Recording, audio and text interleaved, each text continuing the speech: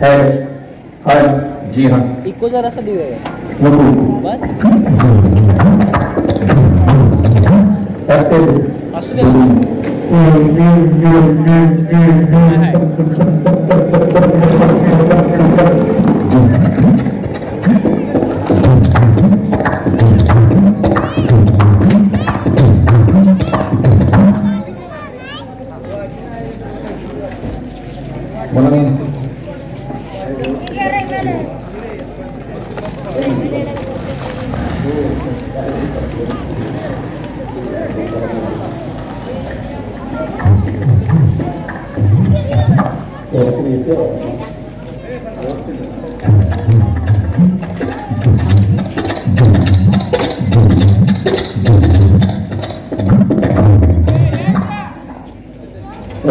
समोर ऑपरेटर हा लाईटचं सर्च जर समोर यातील एखादा सर्च समोर जाऊ दे, तुमच्याकडून तिथून जर गेला तरी चालेल.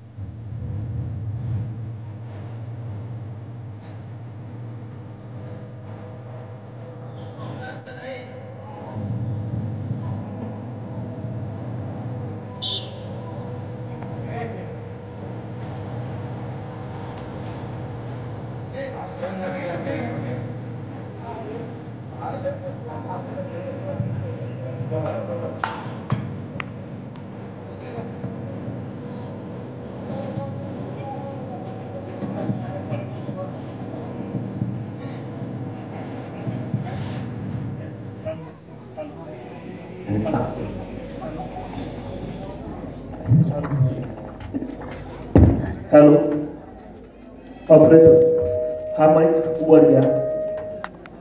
या ठिकाणी आजच्या हास्य दरबार कार्यक्रमाचे दोन्ही सहभागी कलाकार व्यासपीठावरती उपस्थित आहेत. संभाजीराव यादव कौलावकर, जिल्हा कोल्हापूर यांचं स्वागत आहे. त्याचबरोबर ग्रामीण कथाकार माननीय ज्योतिराम फडतरे यांचं इथं आगमन झालेलं आहे. समोरच्या बाजूला इकडे तिकडे बसलेले उभा राहिलेले कार्यकर्ते विनंती, आपण पुढे यायचं आहे. कार्यक्रमाला आरंभ आपण करत आहोत. सुरुवातीला माननीय ज्योतिरामजी फडतरे यांना विनंती आहे, आपण आपल्या कार्यक्रमाला लगेचच आरंभ करायचा आहे.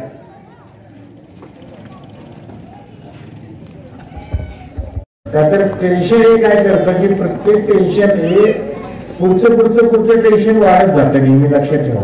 आणि म्हणून हसणं हे अतिशय महत्वाचं असतं. आणि मग आजकाल काय झालं की मनुष्य हसणं विसरल्यामुळे अनेक व्याधी त्याच्या शरीरामध्ये झाल्या निर्माण, आणि मग शहरामध्ये बोर लागले. हसा आणि लठ ठेवा, हसा आणि निरोगी राहा. एक हसणं शहरातील वास्तव अवयवांचा व्यायाम करतो वगैरे. परंतु मनुष्य हसतो कधी लक्षात ठेवा, माणसाला हसणं खूप अवघड आहे. का तर प्रत्येक माणसाच्या आयुष्यामध्ये विनोदाची झालर असेल तर त्याला हसता येतं. तुम्ही समाजामध्ये बघा, ग्रामीण भागामध्ये काही लोक खूप मोठ्यानं करून असतात, ते पूर्णपणे आनंद घेतात त्या हसण्याचा. परंतु तुम्ही जर शहरामध्ये बघितलं तर अलीकडे प्रोटोकॉल म्हणजे कुणीही तुम्हाला मोठ्यानं हसता दिसणार नाही. फक्त काय करतात की साधारण दाळपाडा भागवती जातात अशा प्रकारे. म्हणजे इतकं हसणं दुर्मिळ होत चाललंय समाजामध्ये. आणि म्हणून आरोग्य व्यवस्थित राहायचं असेल, माणसाची चित्तवृत्ती प्रसन्न राहायची असेल तर हसणं खूप गरजेचं आहे. पण त्यासाठी माणसाला हसता येणं खूप गरजेचं आहे. आणि माणसाला हसू कधी येतं, तो जर प्रसन्न असेल तर, तो जर टेन्शन मध्ये असेल तर समोर येणारा प्रत्येक गोष्टीला वैरासारखं वाटतं. आणि माणसाला हसणं हे अतिशय महत्वाचं आहे. पण हसायला कसं आलं पाहिजे की आपल्या आयुष्यामध्ये विनोदाची झालर असेल तर मनुष्य हसेल, अन्यथा हसणारच नाही. समाजामध्ये बघा, काही लोक हसतात, पूर्णपणे विनोद करतात म्हणून हसतात. दुसरा एक वर्ग असा आहे, शेजारचा हसतोय किंवा पुढचा हसतोय म्हणून हसतो. आणि तिसरी एक प्रवृत्ती अशी आहे तुम्हाला सांगतो की निव्वळ उदास सदैव करून मातीला गेलेली. माझा चेहरा दिसतो का तुम्हाला सगळ्यांना? नाही दिसत. जरा इकडे घ्यावं लागेल है ना, तेव्हा ते तर फिरावं लागेल. ते थोडं फिरवतात असं.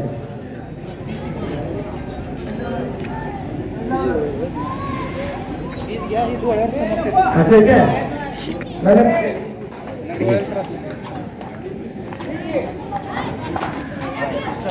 ओके.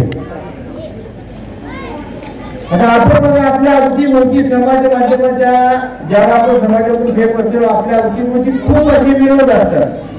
परंतु ते आपल्याला समजायला पाहिजेत, आपल्याला कळायला पाहिजेत. आपल्याला कळले तर ते विरोध, नाही कळले तर नाही.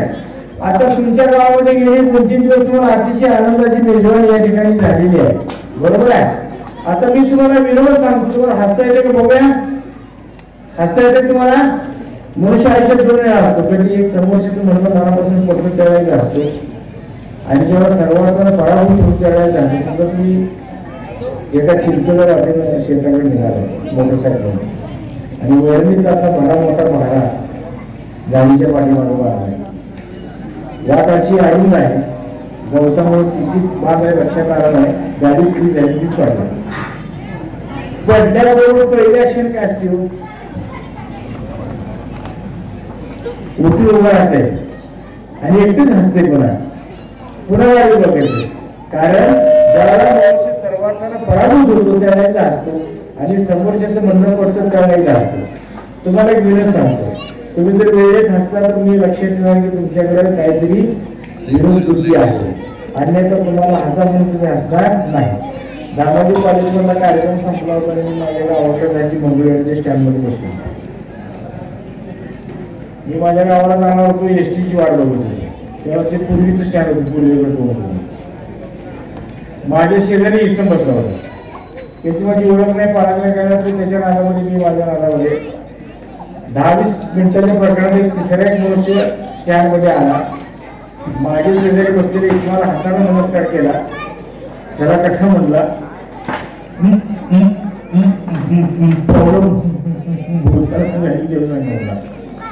माझ्या शेजारचा मनुष्य काही बोलला नाही, गपची बसला. त्याला पुन्हा एकदा विचारलं, सगळ्यांना बोशाला काही तरी तो काहीच बोलला नाही. 2-3 वेळा त्याने विचारलं, तो माझ्या शेजारचा मनुष्य काही बोलला नाही. आलेला मनुष्य रागा निघून गेला. मी माझ्या शेजारच्या माणसाने म्हटलं, काय तुमच्याकडे जरा तर माणूस घे का, ओळखीचा दिसतोय, भोशाला गाडी त्यांचा विचारलं. त्याला सांगायची नाही मला. त्यानं माझ्याकडे रस्त्यावर बाजूला म्हटलं. ते मला कसं म्हटलं, त्याच्या मनात कोणी घ्यायचा मला. तुम्हाला घेऊन कळला त्याने कशाला गाडी सांगितलं त्या माणसानं? ते मी तसंच बोलत होतं ना. ते जर चुकून म्हणला तुझं काय तो वाकड गाडी हाना शोधत. विनोद करणं खूप महत्वाचं आहे. तेव्हा समोरच्या किती बुंबडूया काही उपयोग नाही. आणि ग्रामीण भागामध्ये तुमच्या अवतीभोवती इतके विनोद असतात. आपल्या अवतीभोवती घरी जायची उघडी वस्ती इतकी राहतात. माणसाच्या बोलण्यातून कशी विनोद आहे. आमच्या सांगोल्याला डॉक्टर होते. ते डॉक्टर जरा चोचरी बोलायचे. डॉक्टर कसे बोलायचे? चोचरी. आणि आमच्या गावचं माझ्याकडे नेमकं चोचरत होतं, आणि ते पेशंट नेमकं त्या डॉक्टरला. आता डॉक्टरने त्याला आत बोलून घेतलं, टेबलवरती झोपवलं, तेथेच खूप तपासलं. डॉक्टर त्याला कसे म्हणले, काय जे आहे ते म्हणलं पोये. पोये म्हटलं डॉक्टरला झीट आली, आपल्याला वापरतात. तर डॉक्टर तिरकी घालतात. आता पेशंट आहे कसं बोलणार? डॉक्टर कशी म्हणले, कशाला पोये? ते म्हणलं फटाके होतं ना पोये. पुन्हा डॉक्टरला झीट आली, वापरत दाखवली. डॉक्टर अगदी आलं असतं, पण काय चालत होतं? तो डॉक्टर म्हणजे फटाके कुठे उडवत होता? ते म्हणलं वया किती उडवत होतो. पुन्हा डॉक्टरला रागायला. पुन्हा डॉक्टर वयात कुणाची निघाली होती? थोडी आमच्या वयाची वयाची निघाली होती. आता डॉक्टरला असे राग आला त्याला धरून हाणणार. एवढे आमच्याकडे दुसरीकडे पेशंट गेले तर डॉक्टर बारामध्ये तुमच्याकडे बोलते.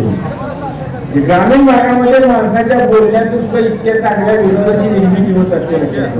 फक्त हसणं आलं पाहिजे. आणि तुमच्या आमच्या गावामध्ये बघा, रामकृष्ण पाटील 10 वर्ष गावचे सरपंच होते. किती वर्ष सरपंच होते? 10 वर्ष सरपंच होते. गावचा करता मनुष्य कशाचं जरी काय जरी असलं तरी पहिली गोष्ट आबाला बोलणार. जमिनीचा व्यवहार असू द्या आबा आहेतच, लग्नाचं जमवायचं असू द्या आबा आहेतच, बस्ता बांधायचं आबा आहेतच, एखाद्याला बैल बदलून घ्यायचं बैल बदलून घ्यायचं आबा आहेतच. एवढंच नव्हे तर आंतरपॅडला कापड जर घेऊन झालं तरी आबाला घेऊन जातात. गंमत अशी होती की आबांच्या 4 पोरी होत्या आणि 4च्या 4 पोरी उपवर घातल्याला लग्नाला आल्या. त्यांची लग्न जमलं. लग्न का जमत होती? गंमत होती 4कडे पोरी बोलल्या. आबांना असा प्रश्न पडतो की आता जुना जाणता म्हणून गावचे नेतृत्व 10 वर्ष केलेला सगळ्या माणसात मोठ्याकडून माझ्या पण आता खाली मग घराची बारी असते. पुरीची लग्न जमत होती. एक दिवस थोड्या पुरीला बघायला पाहुणे येणार होते आणि आबाजीच्या 4ही पोरीला सांगितलं म्हणजे बाया तुम्ही काय केलं हे मुलीला कामाला आम्ही सगळे पाहुण्याला सांगतो. पाहुणे आले ठरल्याप्रमाणे छोट्या मुलीला पाटावरती बसवलं, ऑप्शन केलं, सगळ्या प्रकारे नारळ पीस तिच्या ओटीला घातला, नाव गाव सगळे विचारलं. सगळ्या प्रश्नांची उत्तर आबानीच दिली, पोरीला बोलून दिली. बघा येणाऱ्या माणसामध्ये एक म्हातारा ती 10 लाखाची तू बिल्डर होती ती विचित्र म्हणते काय भानगड आहे. पोरी जर असलेले म्हातारा बोलते म्हणजे काय काय भानगड आहे. म्हणजे म्हातारा इतकं बेडकी होतं त्यानं कसं केलं बघायचा कार्यक्रम संपला जेवायला पकडत बसल्यावर ते म्हातारा कशा म्हणतात वरण खूप छान झाले म्हणतात. आणि बायकांना एक सवय असते त्यांनी केलेल्या एखाद्या पाक कृत्याचा तुम्ही गौरव केला हा हा काय सांगू त्यांची ब्रह्मानंद आहे. एका मित्राच्या बरोबर फराळ खायला काय मित्राच्या घरी गेलो होतो. मी त्याला जाताना सांगतो इथे काय मुलगूच गपचूप खावा लागेल कोण म्हणलं गेलं. आणि तिथे गेल्यावर कसं खाता खाता म्हणलं वहिनी चकली खूप छान झाली म्हणलं. वहिनी चकली खूप छान झाली म्हटल्यानंतर जे वहिनीनं हातातलं काम सोडलं पडद्याच्या आड जे चकली रामाने सुरू केलं म्हणजे डाळ कुणाच्या दुकानातून घेतली तेल कुठून घेतलं दर कुणाच्या गिरणीवर उडदाचं पीठ किती मिसळलं तेल कुठलं वापरलं गॅस किती प्रमाणात सोडला कसं कळलं मी म्हणलं झक मार म्हणा. तसं त्या म्हाताऱ्यानं वरण खूप छान झालंय म्हटल्याबरोबर ज्या मुलीला बघायला आलते त्याच मुलीनं वरणाला फोडणी दिली. तिला जमच निघाला नाही. ती गप कशी उभारली कशी म्हणजे वरण छान जे आहे मॅच केली तसं ती पाहून लाख दिवशी उभा म्हणला काय म्हातारी मिळलं नाही म्हणला पोरगी दुसरी बोलते म्हणला तिला बघायला बसवली म्हणला अवघडच काम आहे. म्हणजे 2 नंबरच्या पुरीने जो बसावं नाही ती कशी म्हणजे या आता कशाला मुली म्हणते तुला 12 मुली कशा मुली म्हणतात. त्याचा पाहुणा ह्या पाठा उठून उभा राहायला काय पंचवीस दोन्ही पुरी उघड्या वळते पण त्या 3ऱ्या पुरी ग बसवणार ती कशी म्हणली ती मुलगी तू कशा मुलगा म्हणली. मग तर ती पाहुणा पाठावर उठून उभाच राहिला. 4थी पुरगी एवढा कंट्रोल ती कशी म्हणली शबया जेने बोलया मी नाही बोल त्या पाहुण्याला भाजल्या तांब्या टपऱ्या ओतून घेतलं तर ते पळूनच गेली. एवढे मिळून आपल्या लग्नात इतके गमते असतात लग्नात इतके गमते असतात. आमच्या गावाला काळा आणायचं आणि ते स्टेजवाल्याचं स्टेज होतं लग्नात राहिलेलं आणि त्या नवरामध्ये त्या कोरोनाची रेचेल जाते त्या स्टेजवर. मग ते काका उच्चक म्हणत होते की मुलं खाली उतरावं म्हणले काय ते गाणं बसेल पोरं काय ऐकायला तयार आहे का करण्या पोरांचा चान्स लग्नातच ना हा सारखा असं टाचावतून इकडे तिकडे केवढा मेळ लागला तर लागला त्यांची बी आशा आहेच की आता 30-35 वर्ष पुढे झालेली आहे सगळं लग्नात तेवढाच मेळ लागला तर लागून सारखं अशी गडबड होती आशा. मग ते काका म्हणतो ते पोर एवढी खाली उतरावं. गंमत अशी झाली असं म्हणता म्हणता नवऱ्याच्या बाजूला इतकी गर्दी झाली त्यात समोरनं लाईन क्लिअर होत होती पुढे मुलीकडच्या बाजूला पुरवल्या होत्या. गंमत अशी झाली की त्या बाजूचं त्या स्टेजचा पाय नेमका मातीत आरला तसं स्टेज कोण म्हणलं सगळ्यात खाली काका त्याच्यावर पुरवलं त्याच्यावर नवरा त्याच्यावर नवरी त्याच्यावर पुरवलं. पुन्हा काका उठले म्हणजे काय हो मी सांगतो झालं तर असं प्रकार सगळी पोरं हातवून दिली ना त्यांनी कार्यकर्त्यांनी पोरांचा अपमान झाला तर कसं आहे सगळीकडे इतर ठिकाणी अपमान मनुष्य सहन करू शकतो, परंतु ठराविक गोष्टीच्या समोर झालेला अपमान जीवाला चालतो. त्यांनी म्हणजे काकाला मदत घ्यायचा वाटून लागला ते आलं बघा असं खालून असं दाबडामध्ये केस होतो. एका पोराला काय करतो हालून इथं धरलं होतं असं. आणि पहिलीच कोणाला काय म्हणायला काकाने दंगा असं केलं, जसं काकाने दंगा केलं त्या पोराला हलवून ते दाबलं. काकाचा फेस तो म्हणाला काय इतक्या गमती असतात. आणखी तुम्हाला जेव्हा सांगतो आमच्या गावची मुलगी तिथे कासाळ शिंदे नावाच्या गावात कराड तालुक्यामध्ये दिली. तिथे गमत अशी झाली की आता ग्रामीण भागातलं वराटमान म्हणजे कशाला जातं लग्नाला टेम्पो कशाला जातं, तुमच्यावरचं वॉर्डर कशाला जातं टेम्पो. आयशियर टेम्पो असतो भारतात. टेम्पोला किती कप्पे असतात, 2, एक फळ्या खाली हौद. आणि पुरुष प्रधान संस्कृती म्हणा किंवा काय पुरुष कुटुंब असतात फळ्यावर, बायका बसल्या हौद्यात. आता त्या बायकामध्ये आमची बायका होती, रंजाका होती, मंजुळा होती, यसाका होती, शोभा होती, राजाका होती, राधाबाई होती. सगळ्या बायका गच्च भरलेल्या वराड गेलं. आता जवळजवळ 130-35 किलोमीटर वराड चालून गेले रस्ते असे महाराष्ट्रात तुम्हाला माहिती आहे सगळे. वेळ झाला वराड भुक्या गेले. काकाला म्हणते काका काही त्याला म्हणजे मंगळाची गाडीवर तांबवायची म्हणजे 1.5 मिनिटात काका वस्तात होतो दक्षिणा कमी दिली का काय त्याने 1.5 मिनिटात 3 मिनिटात आकड्यात फिरून काम सांग जेवण वराड असे. आता लग्नात जेवणाची व्यवस्था काय होती की लापसी भात आणि शेक. शेख नावाचा एका मित्र ठराव झाला होता आणि आचार्याच्या धर्तीतील भाग पडणार होता कच्चा. आता पंकज जेवण बसली एक गड्यात तुम्हाला सांगतो 13, 14 2 किली शेक पेरा. आता भात होता कच्चा, शेक झडकी तळावर. नरड्यात तर गडी जेवलं, वराड महागडी फिरलं, गडी फळावर बसले, बायका बसले. आता महाराष्ट्रात असतं तुम्हाला माहिती 60-62 किलोमीटर टेम्पो आला. धाक हातरून एक गडी नरड्याला जेवणाला हातरून सगळ्यांच्या गाड्या ते असणार येऊन तयार. आणि ते असणार आलेल्या गाड्या काय गप उभा राहते शिट्ट्या मारायला लागले. शिट्ट्या आणि शिट्ट्या कशा वयोमानानुसार आकारमानानुसार ज्याची लई बारकी होती त्याची सुंदरी वाजायची, त्याच्यापेक्षा थोडा त्याची सनई वाजायची, त्याच्यापेक्षा मोठं होतं त्याचा सूर वाजायचा, म्हणजे सगळ्यात जाणतं होतं त्याचा भोगा वाजायचा. म्हणजे उशीर खऱ्या वाजत होता.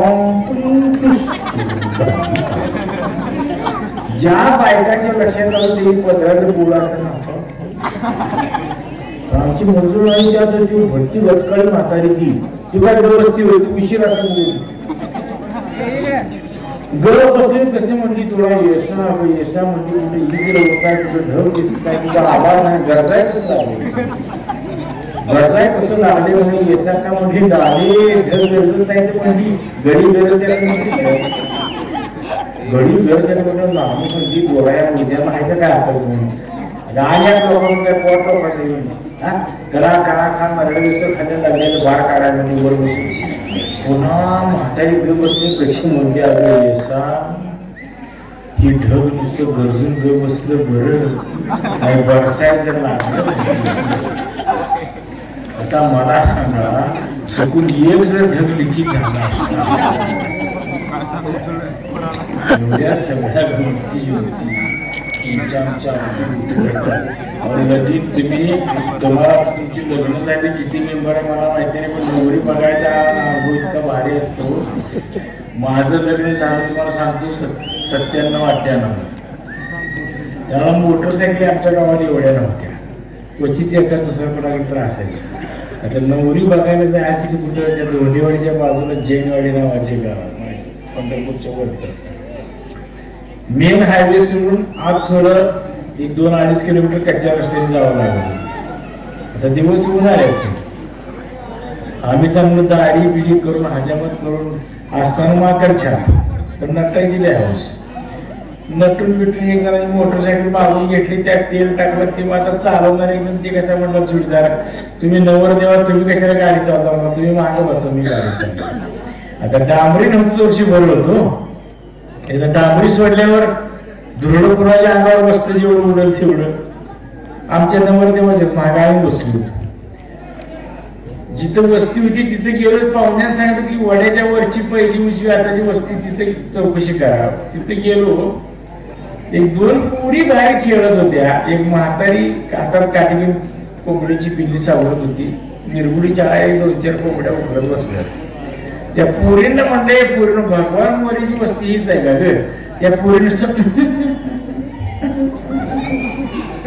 एक नाही दोनदा तीनदा विचारलं. ती म्हातारी शेवटी उठली, म्हणती कोण आहे ग, काय म्हणते, कशाला आले? ती पोरी म्हणते कोणतरी पाहून आहे.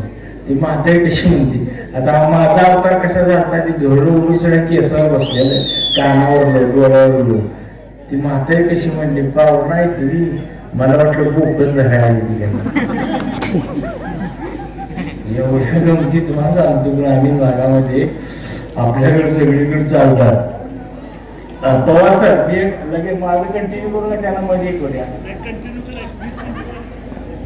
कंटिन्यू करू ना पुन्हा मग 20 मिनिटांची एक छोटी कथा घ्या. हा बर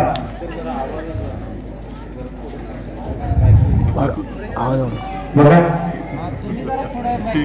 नाही पुढे येत नाही. माईक खाली करा.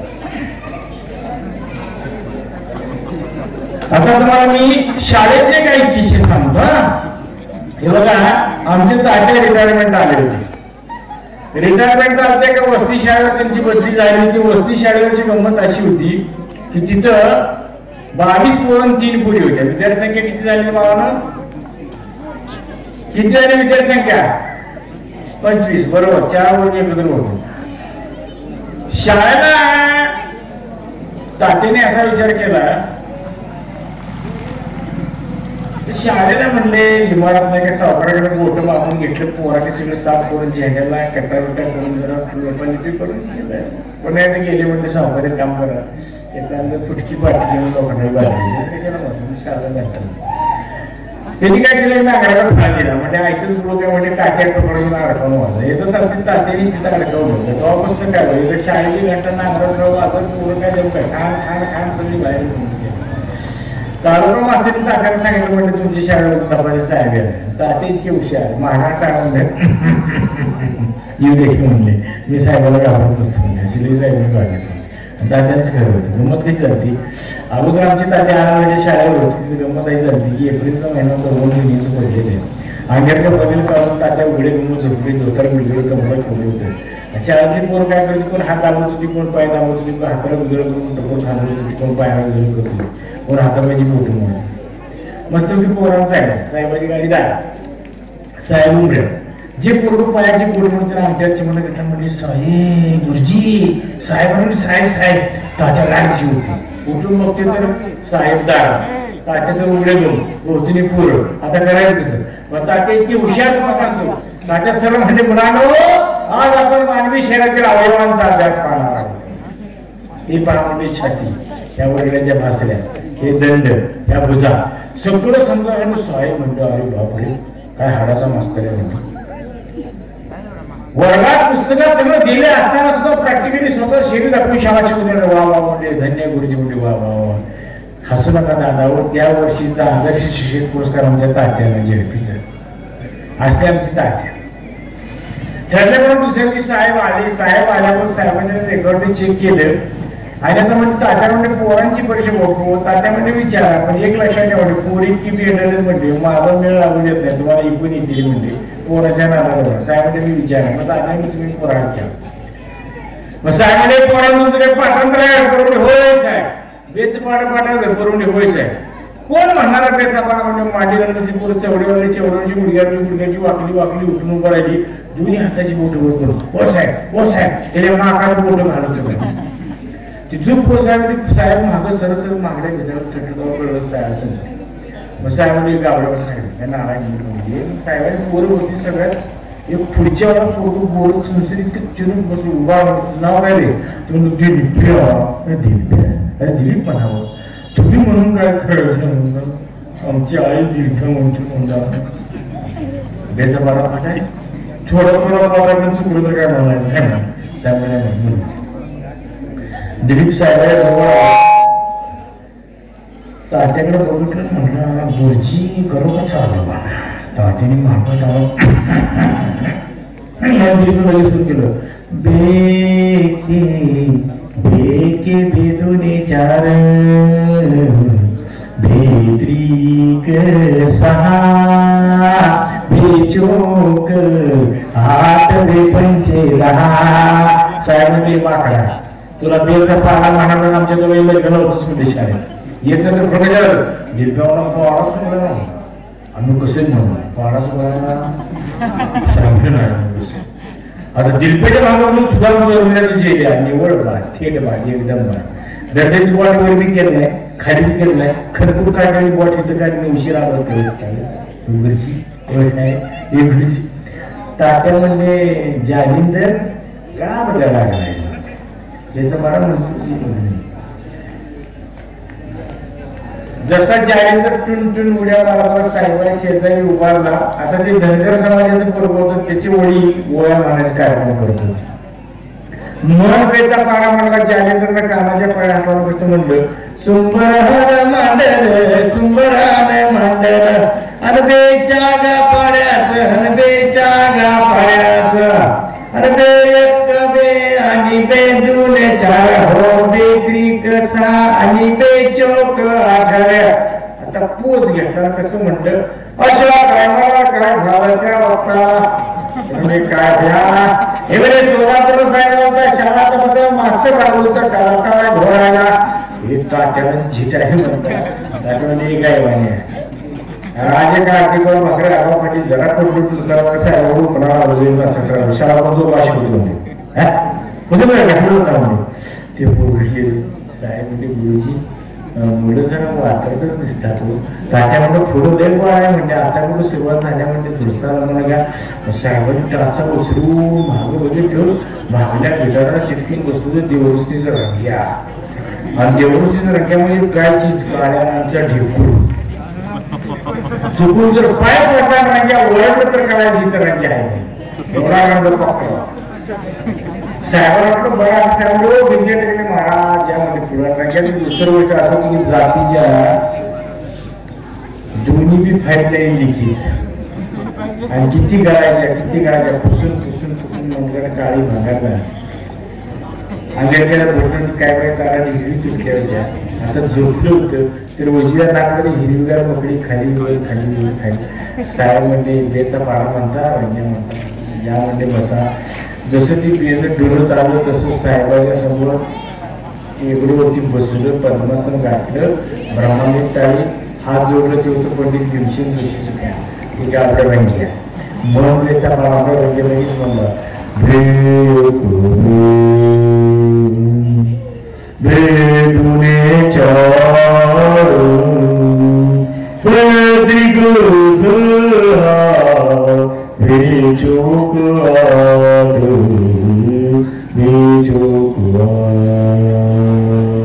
साहेब बोला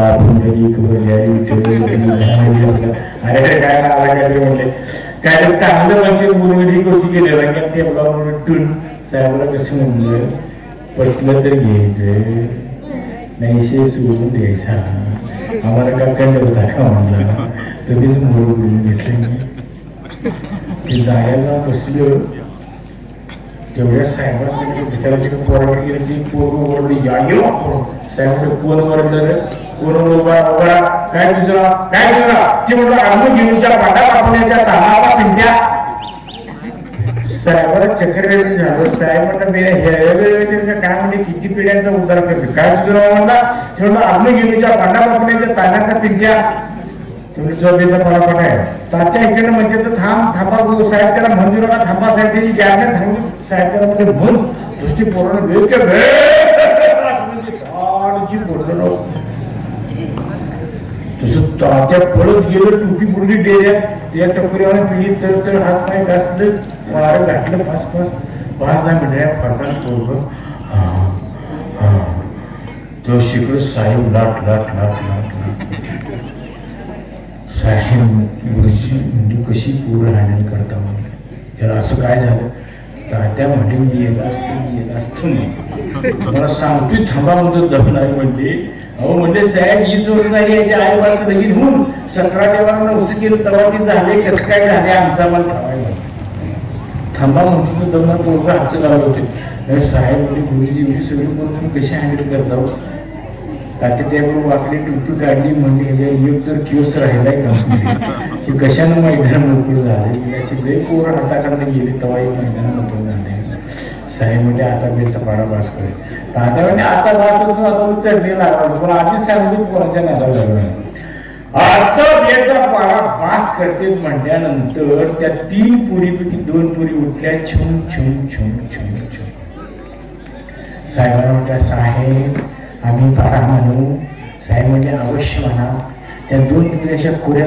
कशा म्हटल्या बेकी बे बेदुने 4 बेत्रिक 6 बेचोक 8 बेपंचे 10 बेसखे 12 झुबा झुरी झू बेपंचे 10 बेसखे 12 झुबा झुरी झू बेसत्ती 14 बेआठे 16 बेनवे 18 बेंधाये 20 बेच्या पाड्याचा पारला किसर झुबारा झुरे झु साहेब म्हणजे आगा बाहेर म्हणजे तुम्हाला बेचा पारा मारायला उभा केलं तर कामाला 2 सोळ्या मात्र हलवता म्हणजे इथे आमचा नामकरण सोहळा करता का काय शाळा काय पोरं काय मास्तर एवढ्या साहेबांचं ध्यान गेले त्या 3ऱ्या पोरीकडे तिचा बेचा पाडा पाठ नव्हता त्याची गच्च बसली साहेब म्हणजे पुढे म्हणकी म्हणजे बाळा म्हणकी म्हणजे हो बाहेर म्हणजे हो बाहेर म्हणजे त्या पूर्ण गेवरच मानाची पुढची म्हणजे साहेब माझा बेचा पाडा वारवे नाही आमच्या घराला कोणाला येत वेळ नाही आभाच्या आमच्या कोण म्हणलं वेळ नाही वेळ मास्तर तुम्ही जर समजू साड्या म्हणजे बेच्या पाड्याला आमचं गावा जमलं वेळ नाही हे की पूर्ण असा गैबर मांडला शाळेच्या भोवती सगळी माणसं पळून आली शाळेकडे गोरं ढोरं राखणारी कोण खिडकीतनं कोण तावदारचं कोण दर्जेतनं वापरून बघायला लागली एक म्हातारा दर्जेत आताना कसं म्हणलं काय ओ मास्तर म्हणलं काय भानगड आहे हो त्याच्यामुळे काय नाही शाळा तपासायचं काम चालू सर्व साहेब म्हणजे अहो गावात निराळच का ओटलाय म्हणजे त्याच्यामुळे कशा जाऊ अहो मास्तर वाढलं म्हणते गावात म्हणजे माझ्या आई अशा माझा माहितच आता बेचा पडा कुणीही म्हणणार नाही कुणीही म्हणणार नाही म्हटलं तरी एक मागणं पोरगी इतक्या स्पीडनं पळतात मला सांगतो कोणाचा हात म्हणणार कोणाचं पाय म्हणणार जसं दाल दाल पळतात तसं स्टुलावरनं खुर्चीवरून टेबलावर कपाटावर जाऊन उभा राहिलं वर तिथं गरज आता आपला बेचा पडा साहेब म्हणे म्हणा ते पोरग होतं शिवराष्ट्रशाही बाबासाहेब देशमुखांचं ते तिथं कपाटावर मन बेचा पारा देऊन सुरू केला बघा ओम नमो श्री जगदंबे नमः तुझ आंबे करुणी प्रारंभे ओम नमो श्री जगदंबे नमः तुझ आंबे करुणी प्रारंभे डफावर थाप तुंतुण्याता शाहीर हा महाराष्ट्राचा प्रा बेच्या पाण्याचं गातो गुणगान जी जी जी बेच्या पाण्याचं गातो गुणगान जी जी जी बेके बे बेदुने 4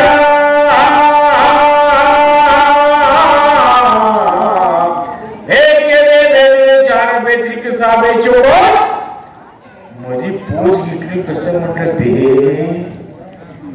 बेला मराठीमध्ये 2 म्हटलं जातं बेला कन्नड मध्ये याळ म्हटलं जातं बेला इंग्रजीमध्ये 2 म्हटलं जातं वर्गात इन्स्पेक्शन चालू असताना बेच्या आणि 4ची मारामारी झाली रक्ताच्या थोड्यात पडलेल्या 4 मास्तर कमिटी मध्ये 4 इतक्या निवार किचड तुम्हाला सांगतो मास्तर गेलो शाळेत बाहेर पडू साहेबाचं पण ठेवणार बाकीची पोरं शाळेची बाहेर काढत नाही 5 मिनिटात साहेब बाहेर आलं त्याला खाली बोलून गॅटरमध्ये खाली आलं बस साहेब म्हणजे गुरुजी पारा वाचकर म्हणजे केवढं ना किचन माझ्याकडे कोसळलं साहेब कसं असेल तसं म्हणजे वाच करूया एवढ्या ब्राह्मणाचा प्रभाव सगळ्यात मध्ये बसल्यावर उठून उभारला म्हणणार सगळे पारे म्हटले मला कोणी म्हणून तुम्ही जेवणात कसं म्हणा म्हणजे तुम्ही प्रमुख त्याचा मग बरोबर शेतकऱ्यांना तुझ्या घराचं काम करायचं. मग त्याच्या पाण्यामध्ये प्रभू सुरू केलं बाबा केशवांना धरायला गोविंदांना चितांना भगवान हैदराबाद उनको समर्पयामि बे चार बेट के साथ धूपम दीपम समर्पयामि बे पंचीदात शर्करा खंडम नैवेद्यम समर्पय. साहेब म्हणजे देवा आरती करा प्रसाद वाटा म्हणजे काय पोरं काय म्हणजे गुरुजी वर्गाची अशा तुम्हाला काय प्रश्न तुम्हाला प्रश्न विचारू का म्हटल्यानंतर तात्यांनी काळा झाड पाणी केलं मात्र गेले काय नाव असतं विचारा म्हणते पण जरा माणसातलं विचारा माणसातलं म्हणजे तसं नाव म्हणले तर माझी शाळा 7वी झाली म्हणजे दुसरी गोष्ट मी पुढं काय शिकलो मी नाही पण ठीक आहे म्हणजे साहेब म्हणजे राम माहितीये तात्या म्हणजे सीता माहितीये लक्ष्मण परवाशीच गाठ पडला म्हणजे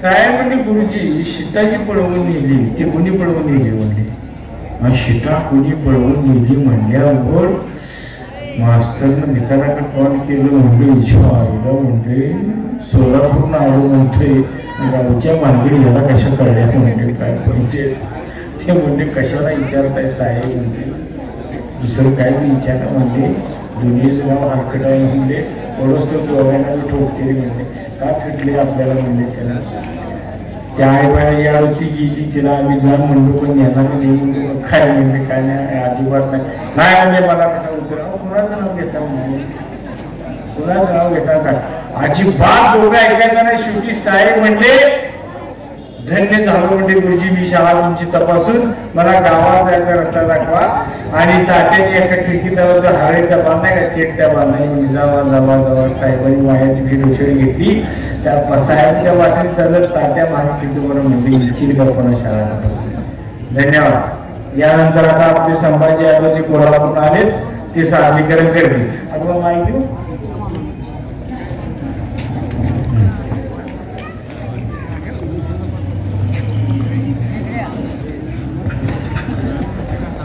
नमस्ते मित्रांनो. तळसिंगी गावातील सर्व ग्रामस्थांना संभाजी यादवचा नमस्कार. या ठिकाणी छत्रपती परिवाराचे सर्वा मरवडी गावचे एक आदर्श व्यक्तिमत्व उपस्थित असलेले पवार सर या गावचे सरपंच उपसरपंच या मंडळाचे कार्यकर्ते मंडळाचे अध्यक्ष हे व्यासपीठाच्या समोर उपस्थित असलेले तळसिंगी गावातील फेस्टिवलसाठी आपण सर्वजण आनंदाने या ठिकाणी उपस्थित आहात. सर्वांना यात्रेच्या शुभेच्छा देतो आणि मी कार्यक्रमात होतो. सरांनी हसण्याचा योग तुमच्यामध्ये घडवला. फडतरे सरांनी आणि विनोदाच्या माध्यमातून तुम्हाला हसवण्याचा प्रयत्न केला. हसायला मित्रांनो विनोदाची झालर असावी लागते. हसणं काय असतं या सगळ्या गोष्टीची जाणीव तुम्हाला आम्हाला असायला पाहिजे. माणसाच्या जीवनामधलं अलीकडे ताण तणाव नैराश्य वैफल्य यांनी ग्रासलंय जीवन आणि यातून जर बाहेर पडायचं असेल तर आपल्याला हसलंच पाहिजे. मग हसायला आपल्याला विनोद कळावा लागतो आणि विनोदी बुद्धी आपल्याला असायला पाहिजे तर आपण हसतो. काही लोकांचं हसणं हे काही वेळा दुसऱ्यासाठी लाजीरवाणं असतं. मी कधीतरी म्हणतो हसण्यासाठी जन्म आपला रडण्यासाठी नाही. कुणी पाहिला दिवस उद्याचा घडीचा सुद्धा भरोसा नाही. खूप माणसाने हसलंच पाहिजे. माणसानं तुम्हाला ब्लड प्रेशर मधुमेह अनेक रोग व्हायचे नसतील तर तुम्ही हसलं पाहिजे. हसल्यानंतर कुठलाही व्यायाम करण्याची गरज तुम्हाला नाही. फक्त हसताना हसलं पाहिजे. काहींचे हसणं असं नुसतंच असतात काही अशी मी त्याला काही वेळा म्हणतो की मूग गिळून बसल्यासारखं बसू नकोस. आणि हसायला तुम्हाला सर्वांना माहित आहे विनोद लागतो. हसणं अनेक प्रकाराचं होतं. अनेक गोष्टींची त्या विनोदाला झालर असते. विनोद समजणारी माणसं वेगळी असतात आणि एकेकाला आज विनोद सांगितला की 4 दिवसानंतर कळतो अशी पण काही माणसं असतात. कोल्हापूरला परवा एक बाई हिरो होंडावरती गेली. हिरो पुढे बसला होता आणि होंडा पाठीमागे बसली. बाईला काहीतरी खरेदी करायचं होतं म्हणून ती एका दुकानात गेली होती आणि दुकानला बोर्ड होता दुकान बंद आहे पुढील दुकानात चौकशी करा. त्या बाईने तो बोर्ड वाचला आणि आपल्या नवऱ्याला म्हटली चला चला म्हणून घरी आली. घरी आल्यानंतर जेवण वगैरे झालं. रात्रीची झोपी गेली आणि रात्री 12 वाजता त्या बाईला हसू यायला लागलं ही करून. बाई हसते आणि बघितल्यानंतर तो नवरा थोडा तिच्याकडे बघायचं आणि म्हणायचं तिला का हसता लागलेस? ती म्हणजे गप झोपा. अरे गप झोपा, मग हसती का? पुन्हा 5-10 मिनिटं ते गप्प बसले, पुन्हा 5-10 मिनिटं गेली, बाई पुन्हा ही करून हसायला लागली. मग मात्र तिच्या नवऱ्यानं मोठ्यानं विचारलं, ए काय झालं सांग ना एवढ्या वेळानं हसायला. मग ती म्हणली, कोल्हापुरामध्ये सकाळी दुकानचा बोर्ड वाचला होता, दुकान बंद आहे, पुढील दुकानात चौकशी करा.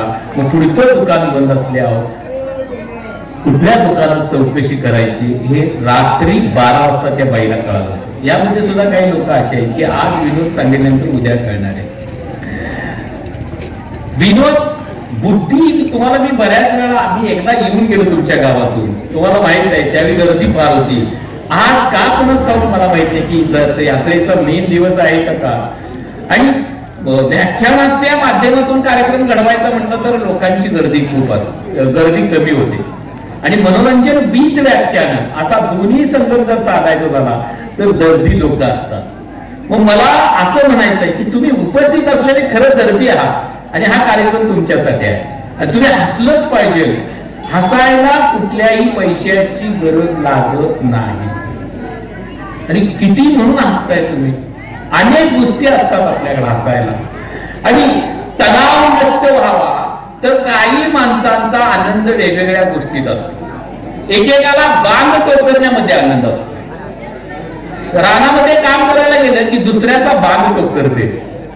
तुमच्या गावातून असतील लोक, पवार सर इथं असतील लोक, असली लोक असतील तर माझ्याकडे आणा, आपण त्याला बाँड्रीवरती भरती करूया आणि त्याला सगळं इथं टोकरा. अख्ख्या वर्षात पाकिस्तानात आला पाहिजे. म्हणजे यांचा आनंद इथं असतो. आणि काही जणांचा आनंद जेवणात असतो. काही जण किती जेवलं यावरती चर्चा करत असतात. मित्रांनो, मी परवा एका धाब्यावर बसलो होतो आणि तिथे एक जण जेवून बाहेर आल्यानंतर बोलत होता, दुसऱ्या मित्राला सांगत होता, मी 9 रोट्या खाल्ल्यात आपण म्हणून. मी जरा 9 रोट्या खाल्ल्या म्हणतात त्याच्याकडे बघितलंच, म्हटलं 9 रोट्या खाल्ल्या, आता जगल का हा माणूस? काय होऊन सांगा. आनंद कधी असतो? जेवणात सुद्धा आनंद आहे. तुम्ही पुरी बासुंदीचं जेवण आहे आणि तुम्ही जेवायला लागला, जेवणामध्ये 4 पुऱ्या खाल्ल्या, 1 वाटी बासुंदी खाली तर तुम्हाला आनंद मिळेल. पण आहे म्हणून 10-12 पुऱ्या मारल्या आणि 7-8 बासुंदी वाट्या जर प्यालात तुम्ही तर रात्रीची तुम्हाला झोप लागणार नाही, नुसतं घडघडणार. जसं आता आवाज घडघडते ना असा उलटा पालटा होणार. आणि घडघडलं तर फार विचित्र असतं. आणि माझी तरी इच्छा आहे नुसतं घडघडता कामा नाही, पाऊस धुवाधार पडला पाहिजे तर सगळ्यात मोठा आनंद आहे. आणि मी पवार सर त्यासाठी एक शब्द वापरतो कधी कधी, ज्याचं हलणं चांगलं त्याचं जगणं चांगलं. जो ज्याचा पहिल्या रप्पाट्यात गेल्या गेल्या गेर पडतो ते जगात आनंदी असते. आणि काहींचा गेरच पडत नाही, ते आत गेले की असं बाहेरच येत. कोल्हापूरचा एक मित्र दादा कोडकेंचा, दादा कोडके मुंबईला राहत असताना गेला आणि दादा मुंबईला राहत असताना ते गेल्यानंतर दादानी पण कोल्हापूरकर आलाय म्हटल्यावर जेवण वगैरे मस्त केलं. जेवण झालं, रात्री झोपीत गेले आणि सकाळी उठल्यानंतर त्या पाहुण्याला टॉयलेटला आलं तर त्याने दादांना विचारलं की टॉयलेट कुठे? दादा म्हणजे हा टॉयलेट आहे, इथं पब्लिक टॉयलेट मध्ये जायला लागते. टॉयलेटला गेलं ते बाहेरच यायला तयार नाही. बरं आत जाऊन गप बसल का नाही? गाणंच म्हणत होतं. आणि गाणं कुठलं म्हणत होतं? मोगरा फुलला, मोगरा फुलला. बाहेर टकटक वाजवायची, याचा आत चाललेला असायचं. मोगरा फुलला, मोगरा फुलला. कुणीतरी दादाला सांगितलं तुमचा पाहुणा आत गेलाय, तो बाहेर यायला तयार नाही, दादा लवकर या. दादा लवकर आले. बाहेर आल्यानंतर दादानी दरवाजावरती टॉयलेटच्या टकटक वाजवलं. हे दरवाजा उघडायला त्यानंतर दादा डायरेक्ट खापरी चढले आणि 2 खापऱ्या बाजूला सरकत त्याला म्हणत होते, हो या मायला तुमच्या फुललेल्या मोगऱ्यावर पाणी मारा, बाहेर काय उघडायला लागल्यात म्हणायला लागले. मित्रांनो, आवाजांची एक झलक असते. मी सुरुवातीला तुम्हाला काही आवाज दाखवले होते, त्याचीच एक झलक मी आता या ठिकाणी घेतो. कदाचित वरून राज्याची सुरुवात होते की काय अशी भीती माझ्या मनामध्ये आहे. आणि तो आवाज मी आपल्या सर्वांच्या देते की ऑर्केस्ट्रा मधले काही आवाज.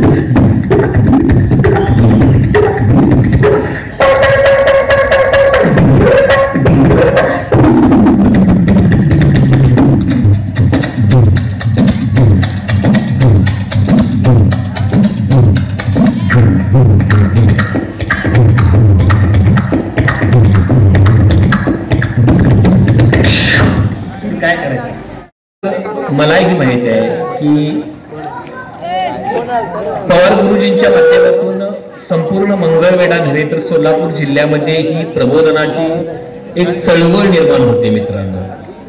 आणि सर थोडं एका गोष्टीचं दुःख आहे, मी या ऑल महाराष्ट्रवर फिरतोय कारण माझा 2300 कार्यक्रम पूर्ण होतात या उद्याच्या 6 तारखेला, आणि तोही मला 23वा कार्यक्रम माझा गाडगे बाबा चॅरिटेबल ट्रस्टचा पुरस्कार देऊन माझा सन्मान होतोय कोल्हापूर जिल्ह्यामध्ये.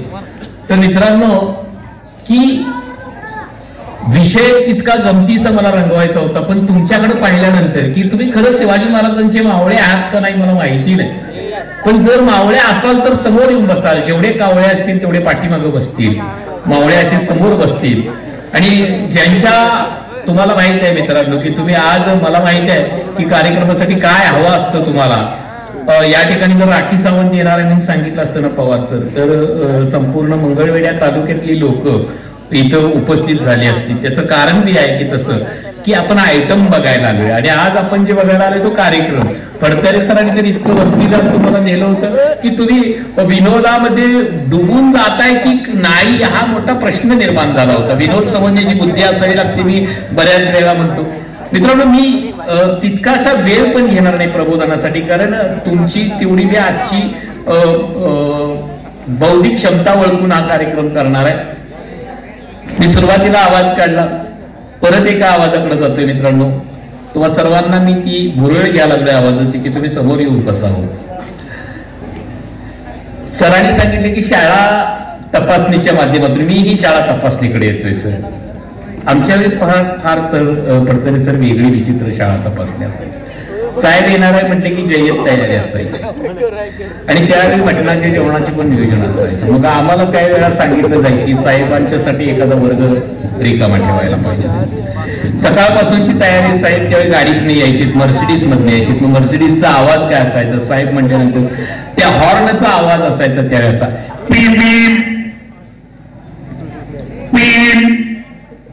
तो एक मर्सिडीजचा आवाज होता त्या हॉर्नचा. आणि 11ला 5 मिनिटं कमी असताना साहेब शाळेमध्ये आले. साहेब आले म्हटल्यानंतर इतकी गंमत होती की प्रार्थना घ्यायची होती, परिपाठाचा कार्यक्रम घ्यायचा होता. साहेब म्हणले परिपाठ घ्यायचा झाला तर इतका वेळ होईल, फक्त परिपाठामध्ये काम करा, एक सुविचार घ्या. सुविचार घ्या म्हटल्यानंतर पहिली 3रीच्या वर्गातल्या एका मुलानं बोट वर केलं. त्या बोटातनं बघितल्यानंतर सगळ्या शिक्षकांना घाम फुटला होता, कारण कधी न सांगणाऱ्यानंच बोट वर केलं. आता बेनं काय सांगते काय माहित म्हटले ते, पण हुशार निघला मुलगा. आणि सुविचार होता, काहीतरी केल्यावर काहीतरी होतंय महात्मा गांधी. पवार सर सुविचार चुकीचा होता, खरं गांधी बाबांनी म्हटलंय म्हटल्यावर साहेबांसकट सगळे मुख्याध्यापकासकट सगळे म्हटले बरोबर आहे. साहेब म्हणजे पहिलीच्या वर्गात चला. पहिलीच्या वर्गात गेल्यानंतर पहिलीच्या वर्गातल्या प्रश्न उत्तरांच्या कार्यक्रमापासून सुरुवात झाली होती. पहिलीच्या वर्गात साहेबांनी पाय टाकला आणि साहेबच मुलांना म्हटले मी आज तुम्हाला तुमची नावं विचारणार आहे. तर एका मुलग्याला विचारलं साहेबांनी, तुझं नाव काय रे?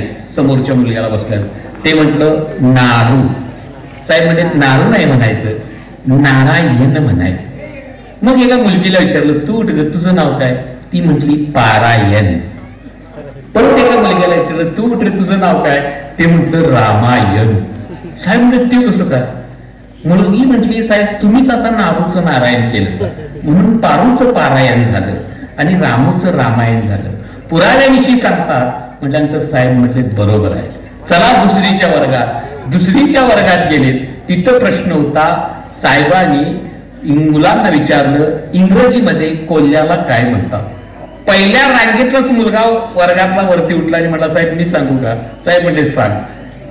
साहेब मुलाकडे बघत होते तोपर्यंत मुलगा म्हटला साहेब इंग्रजीमध्ये कोल्ह्याला कोका कोला म्हणतात. ते कसं काय म्हणून विचारावं तर मुलगा बाटलीच पुढ्यात आणून आपतील म्हणून साहेब म्हटले बरोबर बस खाली. बरोबर म्हणजे साहेब तिसरीच्या वर्गात गेले. तिसरीच्या वर्गात आत पाय टाकायला शिक्षिका होत्या बाई. साहेबांनी बाईंनी साहेबांच्याकडे बघितल्या वेळा बाई म्हटल्या नाथ फळा साहेब. साहेब पण बाई असं काय आहे वर्गात नाथ फळा म्हणाल असं.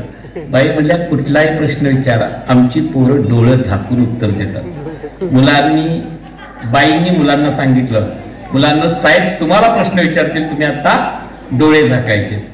साहेबांनी मुलांना सांगितलं, साहेब बाईंची परीक्षा घ्यायला लागली होती, मुलं खरंच उत्तर देतात का? साहेबांनी मुलांना सांगितलं, मुलांना झाका डोळे. मुलांनी डोळं झाकलं. साहेबांनी आवाज केला, उघडा. कसला आवाज आहे? समोरचा मुलगा उठला आणि म्हणला, साहेब तुम्ही टेबल वाचवला. साहेब म्हणजे बरोबर, बस खाली. दुसऱ्याला विचारलं, तू उठ रे, तुझं नाव, तू डोळे झाक. सगळे डोळे झाका. साहेबांनी परत वाटी घेतली, तांब्यावरती मारली. साहेब मुलांना म्हटले, उघडा. कसला आवाज? मुलं म्हणजे, साहेब तुम्ही तांब्या वाजवला. आत्ता झाका डोळे. उघडा. कसला आवाज? मुलं म्हणजे, साहेब तुम्ही बाईंची पप्पी. बाई म्हणल्या, काय हो साहेब? साहेब म्हणजे, बाई डोळं उघडून शिकवा, झाकून शिकवलं की असंच होते. चौथीच्या वर्गात गेले, स्कॉलरशिपचा वर्ग. आता स्कॉलरशिप म्हटलं की बोला, चौकोनात त्रिकोण, त्रिकोणातला गोल मरतेच. चौथीला आलं की त्याला ओपन आणि क्लोज शिवाय दुसरा गोलच दिसत नाही.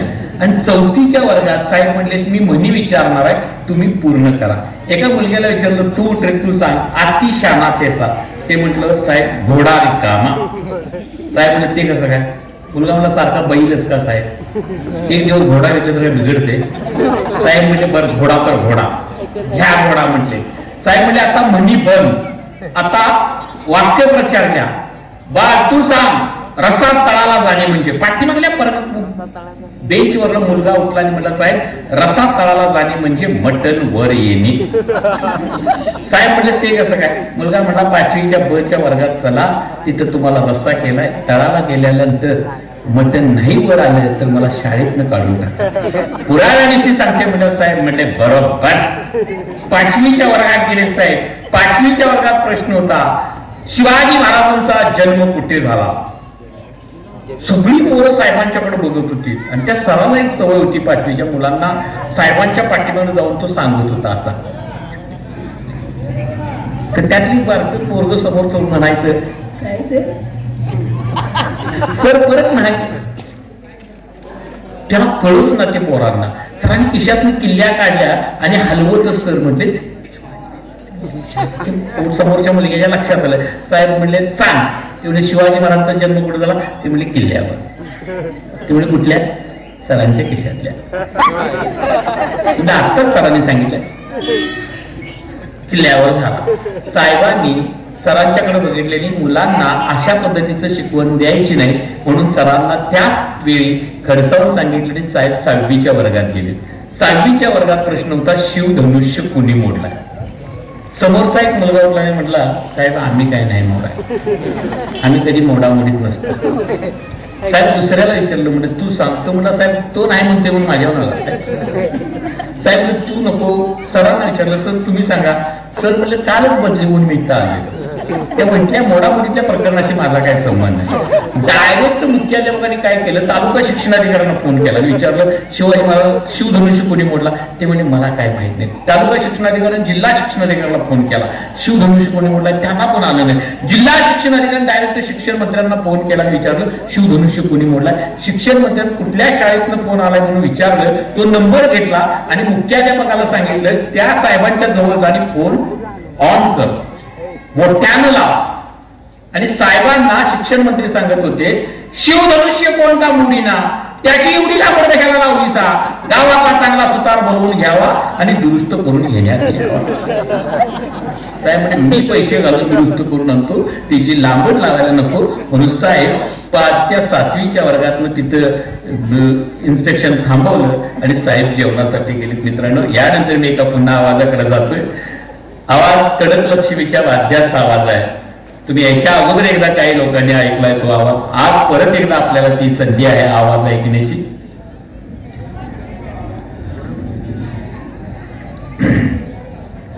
कडक लक्ष्मी बघितले ना तुम्ही, गाबू गुबू वाजवत. त्यांच्यात 2 प्रकार असतात. सकाळच्या परी बाई येते ना, ती बुटीतली आई असते. ती आलेली सकाळी कसं वाजवते बघा. ही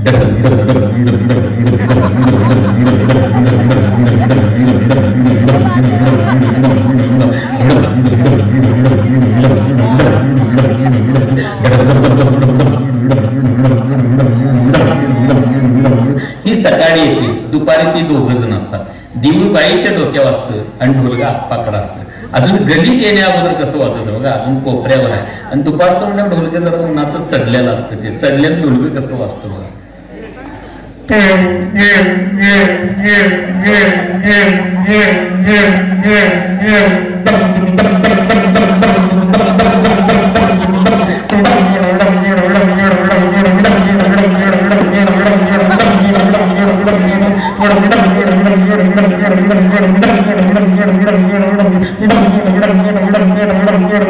अजून सुरुवातीला मध्यशंतरला आल्या नाही, आता मध्यशंतरला आला. इको देऊ नका काय, सुरुवातीला होता तसाच ठेवा.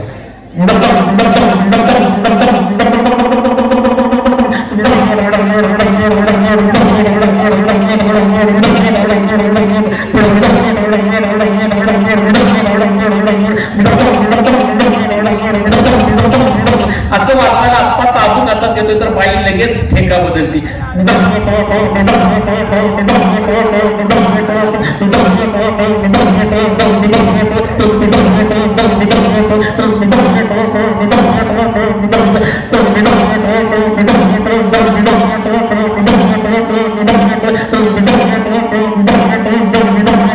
बाई चालू पुन्हा ठेवतो आणि मुकोटा घालतो आप्पा, पुन्हा बाई लगेच ठेका बदलती.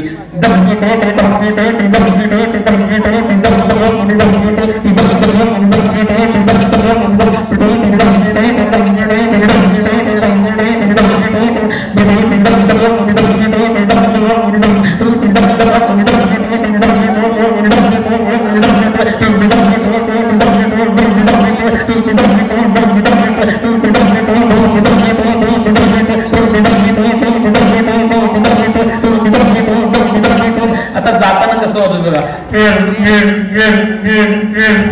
जाऊन बिचार दमले. मित्रांनो, विनोद हा जाईल तिथे मिळतो, फक्त तो आपण टिपला पाहिजे.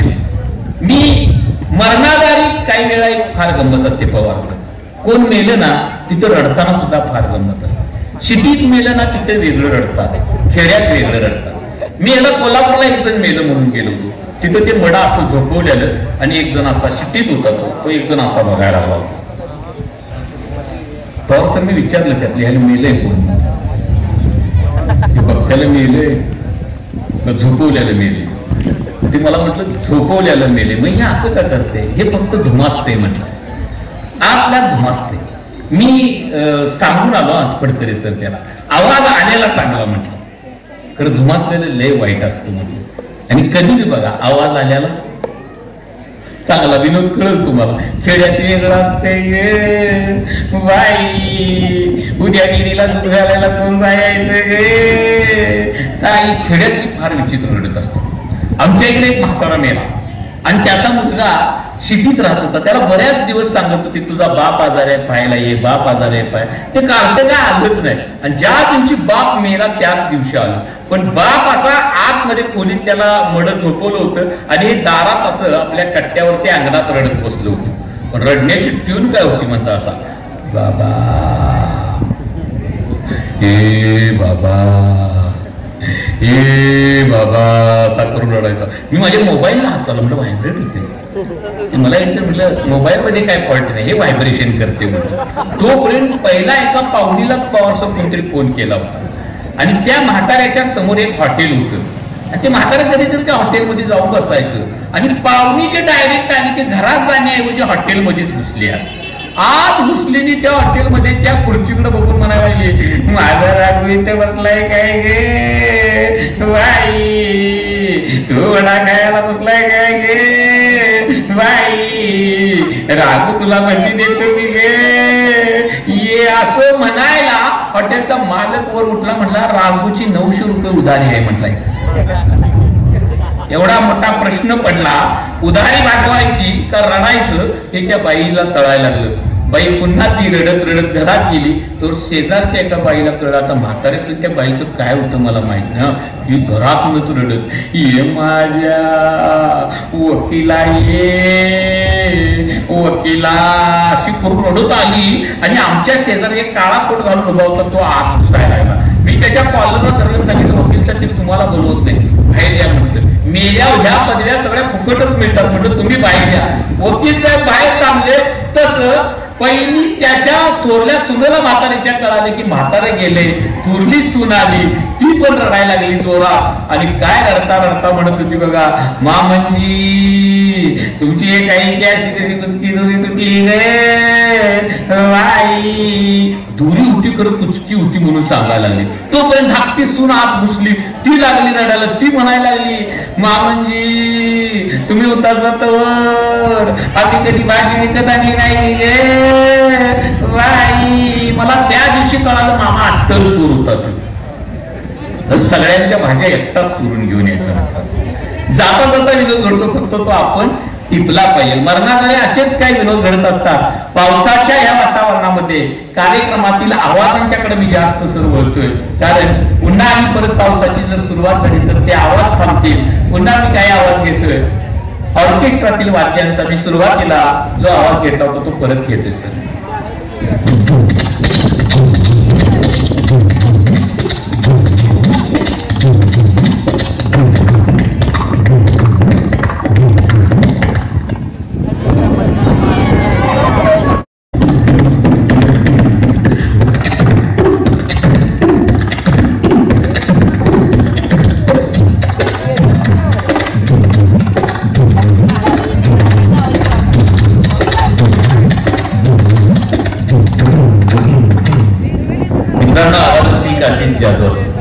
असाच एक राजकीय आवाज आपल्यामध्ये, आणि तो तुम्ही आवाज ओळखा. मी त्या आवाजाच्या माध्यमातून तुम्हाला सर्वांना शुभेच्छा देतो. तो महाराष्ट्रामधला कुणाचा आवाज आहे तुम्ही ओळखा.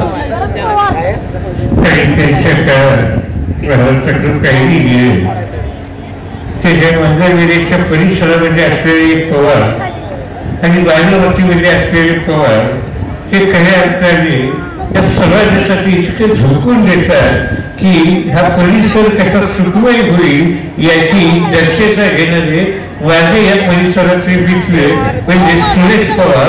आणि खऱ्या अर्थाने तिसंगीमध्ये त्यांच्या मार्गदर्शनाखाली ज्यांनी हा कार्यक्रम सादरीकरण करण्यासाठी आम्हाला बोलवलं त्या सर्वांना देखील मला धन्यवाद द्यावा असं वाटतं. मित्रांनो, हा एक आवाज असतो. असेच आवाज काय असतात.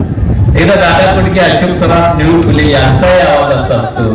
तुम्हाला दादा कोडके माहित असतील. दादा कोडकेनी जर असंच ससाने ससत दिसतोच तसा हे गीत जर म्हटलं तर ते कसं म्हणतो, अरे ससाने ससत दिसतो कसा, कापूस झिंजून ठेवलाय कसा, त्या मायला हे ससा दम दम दम दम दम त्या मायला पळायला लागला कशाला, एक ससा गावला कसा सांग खायचा कसा.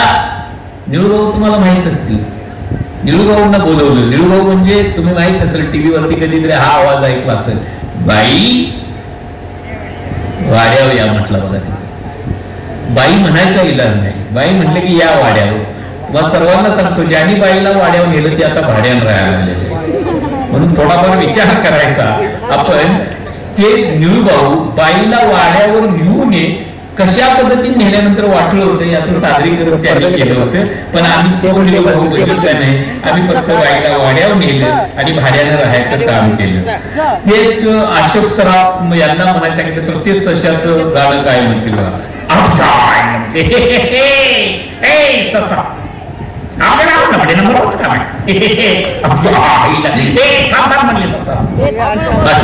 तुम्ही थांबा. यानंतर अमिताभ बच्चनला बोलवलं होतं सशाचं गाणं म्हणण्यासाठी. अमिताभ बच्चन आलेली म्हणते, अरे ससा दिसतोय कसा, अरे लाल लाल डोळे छान मोठे कान, अरे चाला कर दुखतोस तू आणि चालू लागतोस बोलतोस काय घेऊन ससा. हेच गाणं जर मिथुन चक्रवर्तीला म्हणायला लावलं तर ते काय, ससा अरे दिसतो कसा, अरे ससा कापूस पिंजून ठेवलाय तसा, अरे लाल लाल छान लहान चिकट मोठे कान, अरे चारा खाऊन फुकतोस तू आणि चालू लागतोस बोलतोस काय तू ससा.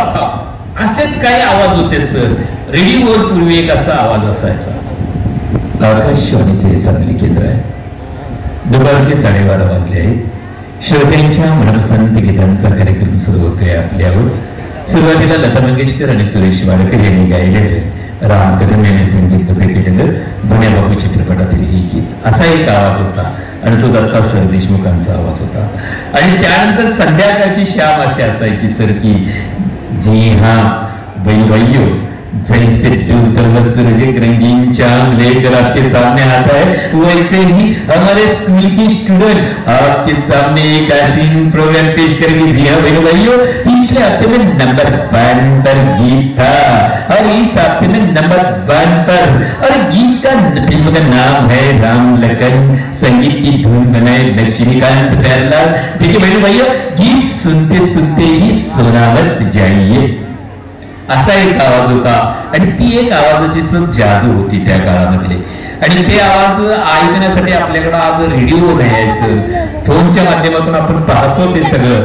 पण या मुलांना फोनवरती रील्स पाहताना बघितलं की यांचा आनंद कुठेतरी त्या फोनच्या रील्स मध्ये असा घोंगावत चाललाय की यांचे डोळे बाद झाल्यानंतर आपल्या सर्वांना कळेल की त्या फोनच्या रील्सचा तोटा आणि फायदा काय आहे ते.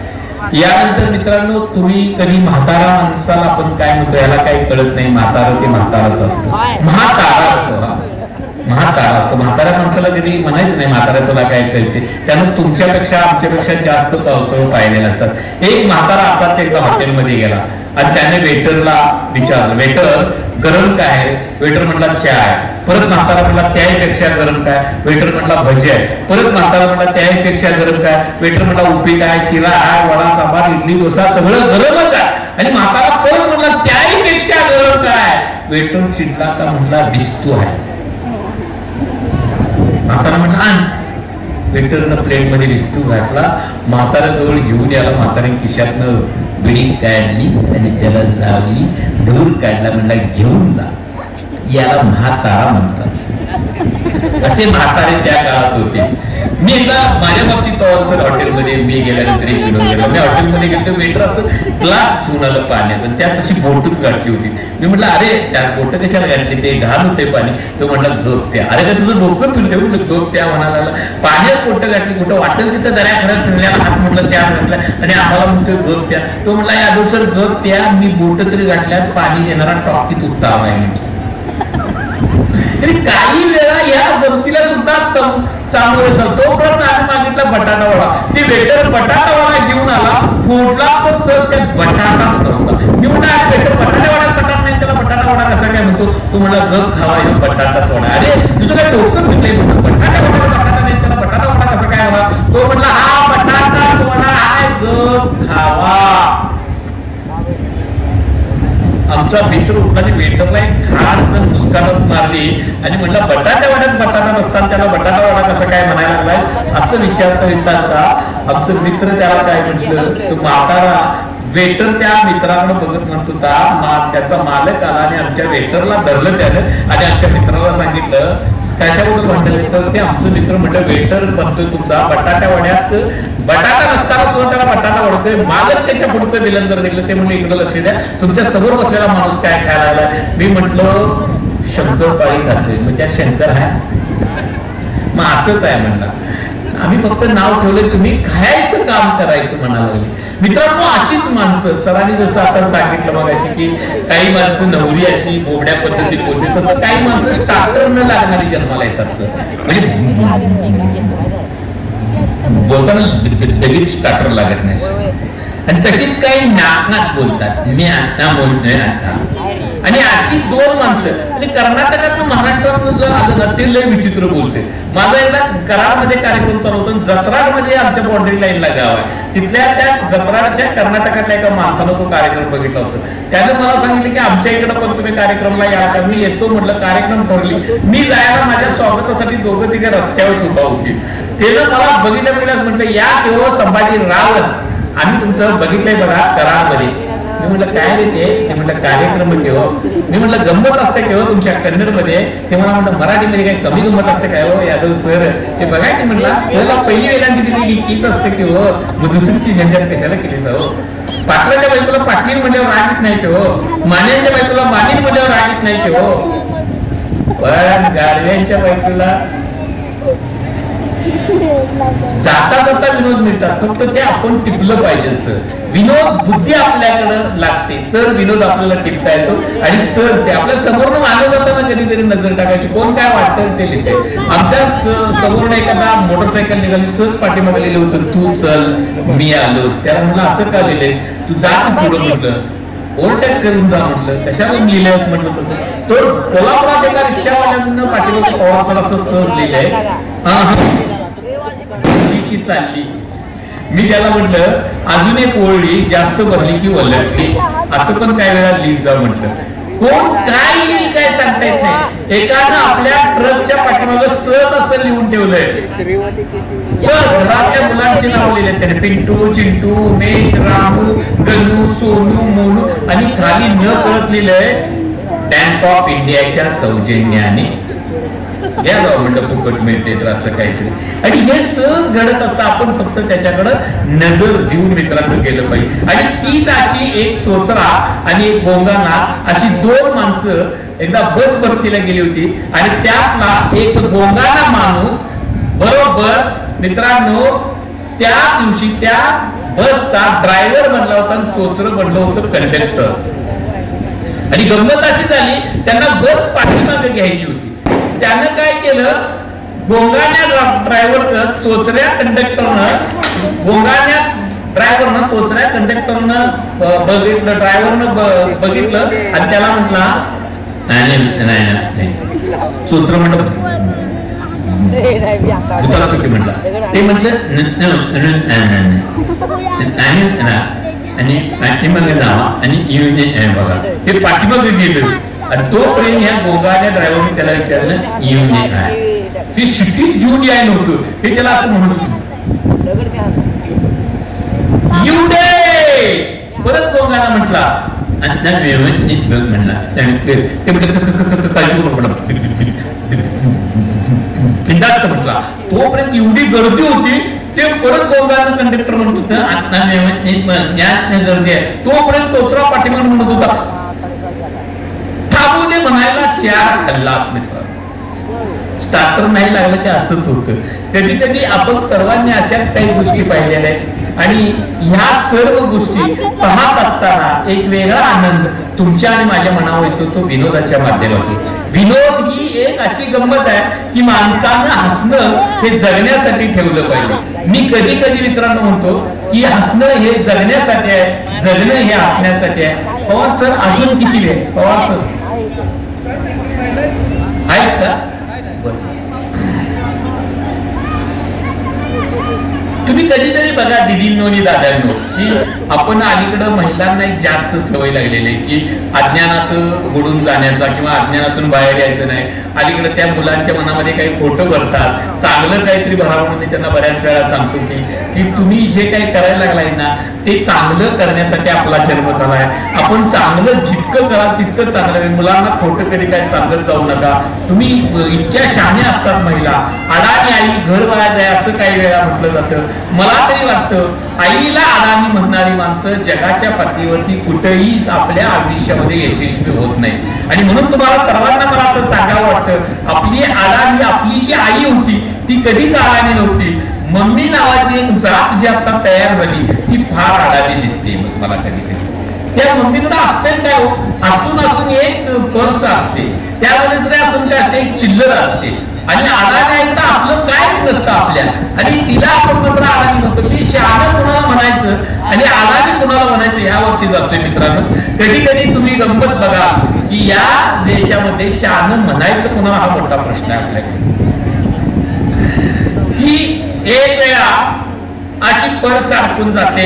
शहाणी आमची आहे मम्मी, तिच्या काकत अशी पर्स असते.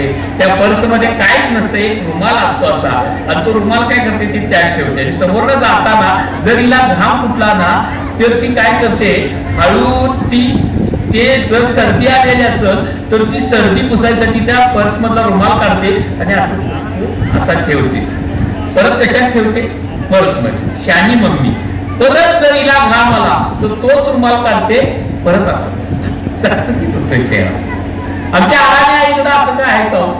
आमच्या अडाणी आईला जर सर्दी झाली तर एखादं गट्टर बघणार, साटकन सटिकणार, तिचंच दगडावर बोट फिरवणार आणि जाणार. मग मला सांगा, बॅग मधलं शिंबूड घेऊन जाणारी शहाणी का गटरात टाकणारी शहाणी? शहाणं कुणाला म्हणायचा हा प्रश्न आहे.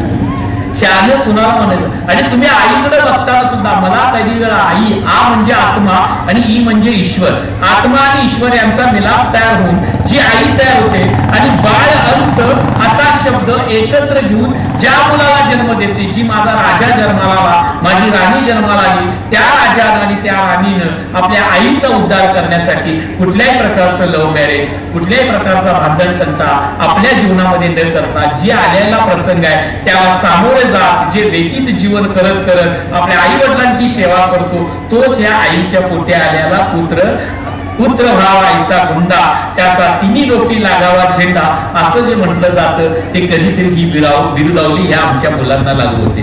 आणि म्हणून मी कधी म्हणतो आईंना, तुम्ही आईंनो कधी कधी वृत्त वैकल्यामध्ये गुंतल्याला त्यातून जरा बाजूला यावं, कारण अलीकडची वृत्त वैकल्य ही फार विचित्र आहे. कारण तुम्ही दररोजच उपाशी राहता आणि त्या उपाशी राहण्यामुळे काय झालं की तुमच्यातलं हिमोग्लोबिनचं प्रमाण कमी व्हायला लागलं आणि सतत आजारी पडणं आणि आळस येणं अशा प्रकारामुळे आज अनेक महिला, जवळजवळ ह्या देशातल्या 65% महिला या अनेमियासारख्या आजाराला बळी पडलेल्या आहेत. त्याचं कारण काय असेल तर वृत्त वैकल्य.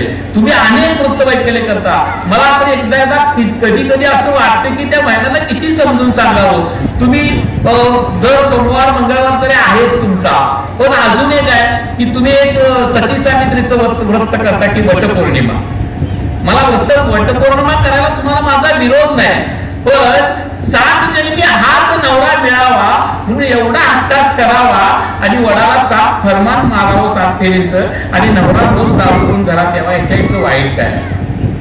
ज्या नवऱ्याकडे आपण अपेक्षा करतो की हा सत्यवान माझ्या जीवनामध्ये मला यशस्वी करण्यासाठी प्रत्येक वेळी माझ्या पाठीशी उभा राहतो, त्याच महिलेनं अशा प्रकारचं व्रत करायला हरकत नाही.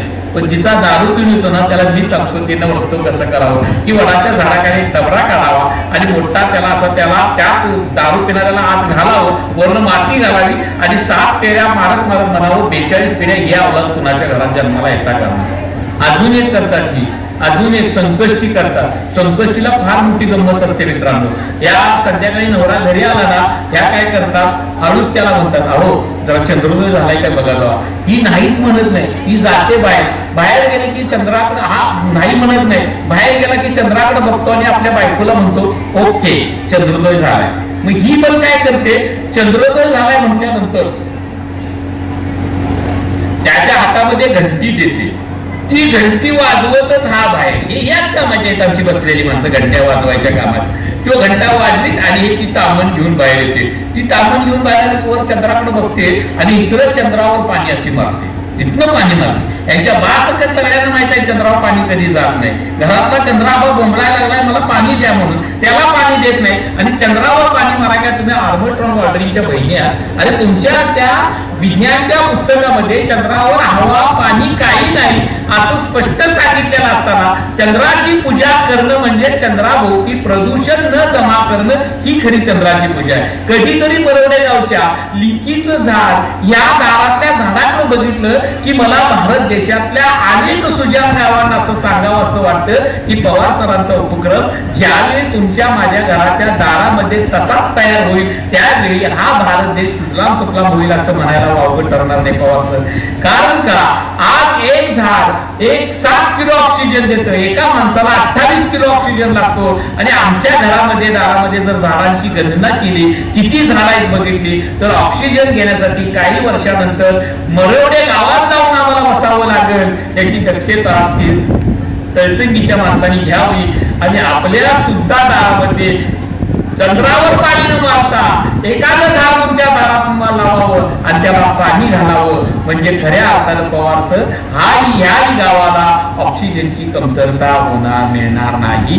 ही तुमच्याकडून मिळालेली प्रेरणा यांनी प्रत्येक ठिकाणी या गावागावातल्या माणसाने घ्यावी असं मला वाटतं.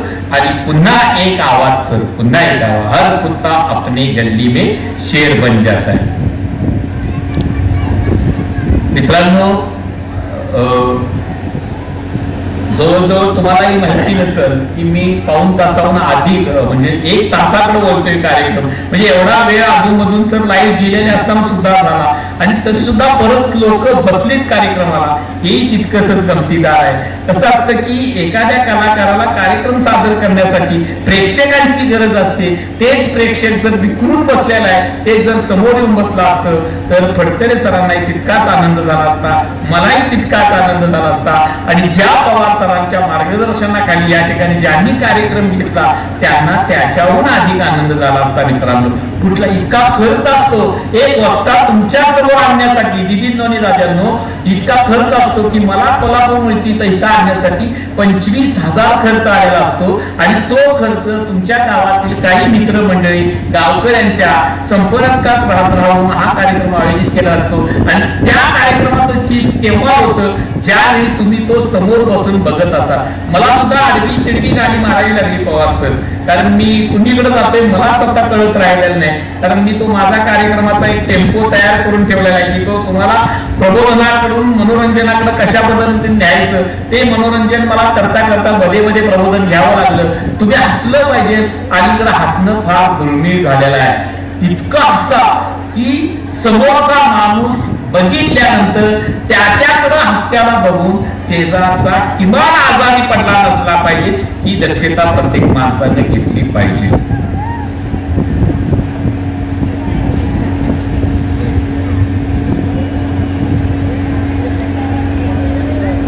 आमच्या दारात एकदा बकऱ्यांचं कळप चाललं होतं आणि त्याच कळपात एक बकरा असं ओरडत होतं, बा. लगेच तरुण पण ओरडत होतं,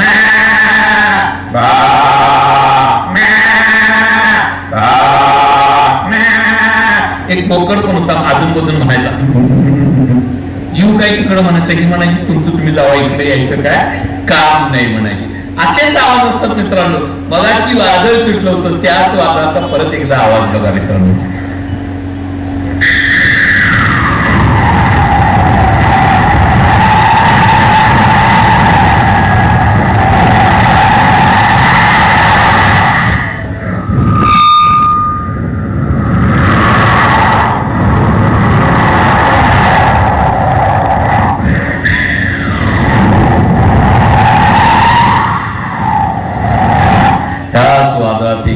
पक्षी ओरडायचा असतो.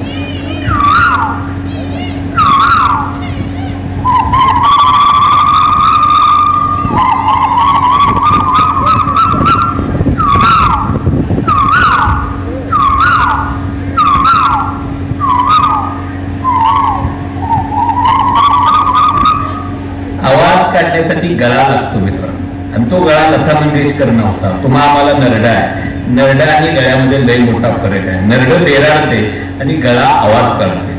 आवाज हा जाता जाता भेटत असतो मित्रांनो. ते फक्त आपण सर्वांनी टिपले पाहिजे, विनोद टिपले पाहिजे. काही जुने आवाज सुद्धा पवार सर होते. आपल्याकडे एखादा भंगारवाला आला किंवा काय, आमच्याकडे एक बाई अशी भंगार कोल्हापुरात चिक्को ऐकतो एक माणूस सहज असा कोच कोच कोच कोच कोच कोच कोच कोच कोच कोच कोच कोच कोच कोच. मी कधी कधी आमच्या दारात एक पत्रा लोखंडवाला यायचा, आता सर स्पीकर आला, त्यावेळी काय म्हणायचा, असा त्याचा खरा आवाज होता. आणि तोच आवाज, त्याच स्वराचा आवाज सर ज्यावेळी पिक्चर मध्ये गेला त्यावेळी तो आवाज संत तुकाराम महाराजांच्या भूमिकेमध्ये त्या कलाकारांनी घेतला. आता या जगाचं काय होणार, तीच भूमिका मुक्ताईनं ज्यावेळी ज्ञानेश्वरांच्या पिक्चरामध्ये घेतली त्यावेळी ती ज्ञानेश्वरांना काय म्हणायची, उघडा ताटी ज्ञानेश्वरा, असा दरवाजा बंद करून आपण बसला तर ह्या जगाचं काय होणार. तुम्ही गाव उघडावं आणि जगाला उपदेश करावा की तुम्ही ह्या जगासाठी तुमचा जन्म झाला, तुम्ही आत बसून जगाला उपदेश करू नका, बाहेर या ज्ञानेश्वरा, बाहेर या ज्ञानेश्वरा, असं त्यावेळी आवाज असायचा. असे अनेक आवाज त्या काळामध्ये घडले. आणि तीच आवाजांची गणती करता करता पवार सर आपल्याकडे आता ती लोक पावत चालली. अजून एक आवाज होता सर,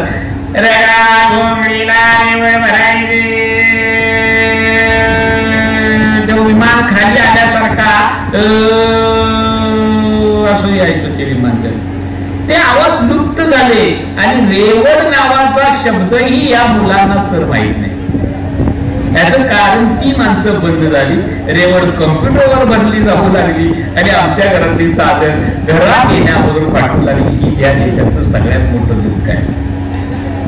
यानंतरचा या कार्यक्रमाचा सर मी लास्टचा, हर कुत्रा अपने गल्ली में शेर बन जाता है. प्रत्येक कुत्र आपल्या गल्लीत वाघ बनून बसलेला असतो. असंच कुत्र आमच्या गल्लीत एकदा बसलं होतं. जरा मवाळ होतं ते, जास्त काही झाल जात नव्हतं, नुसतं काय करायचं असं गुरगुरायचं. आणि त्याला शेताकडून एक पाणी घेऊन आलेला माणूस त्याला दिसत होता, पण त्याच्या हातात काटे असल्यामुळे हे जास्त भुंकत नव्हतं, नुसता असा करायचा, गुरगुरायचा.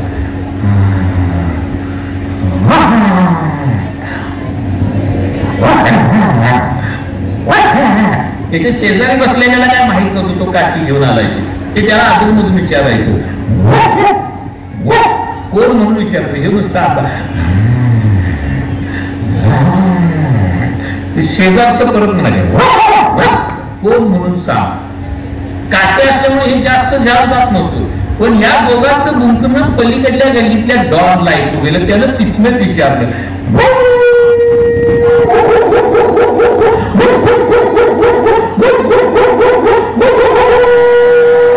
नुसता असा करायचा, कारण याला एकट्यालाच माहिती होतं त्याच्या हातात काठी आहे ती. परत शेजारचं म्हणायचं, डॉनला काय वाटलं, मोठं काहीतरी संकट आलंय वाटतं यांच्यावर. डॉन तिकडनंच पळत मग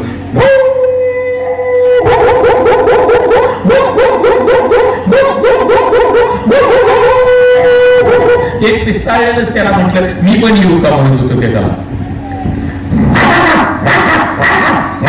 ही सगळी आली एका ठिकाणी आणि सगळे एकदम ओरडत होते.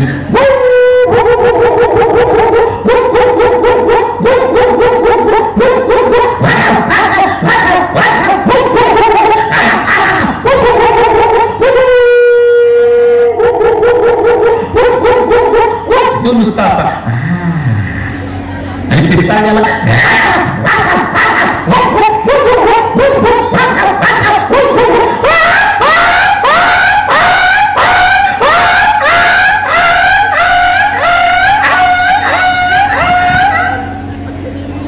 डॉनच्या पेटात काठी बसली.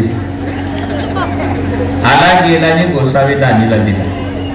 काय संकट म्हणून यांच्याकडे बघायला आला होता आणि यानंच मार खावावा, याच्या इतकं दुःख सर आणि दुसरं कुठलं नसावं. काही आवाज, काही विनोद हे तुमच्यासाठी ठेवले होते. मला वाटतं पुन्हा एकदा प्रेक्षकांची इकडे ओढ लागली की काय सर, अजून उठून जाणारा प्रेक्षक आवाज काढल्यानंतर बसतो आणि विनोदाच्या वेळी पुन्हा पडतं. तर त्या कार्यक्रमाची रंगत दाखवणं पावसानं पडतरी सर दोघांनाही डिस्टर्ब केलं आणि मला गाडी आडवी तिडवी मारावी लागली. आपण सर्वांनी ते 2 तास आम्ही या ठिकाणी आहोत. असाच कार्यक्रम पुन्हा कधी आपण रंगवू सर, त्याच्यासाठी पुन्हा मी कधी वेळ देईन सर. आणि आपण मला इथं बोलवलं, हा कार्यक्रम चालू करण्यासाठी परवानगी दिली, त्याबद्दल मी आपला धन्यवाद देतो आणि मी काम करतो.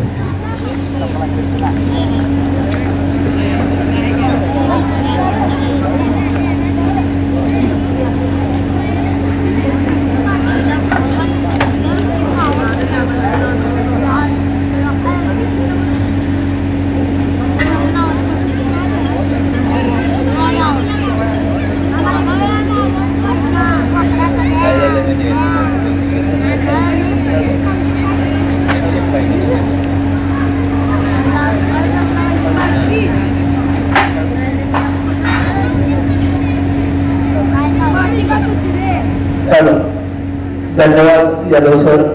खरं तर आज अवकाळी पावसाचं वातावरण, लाईटचा डिस्टर्ब, मध्येच पावसाचे थेंब यामुळं थोडासा डिस्टर्ब झाला.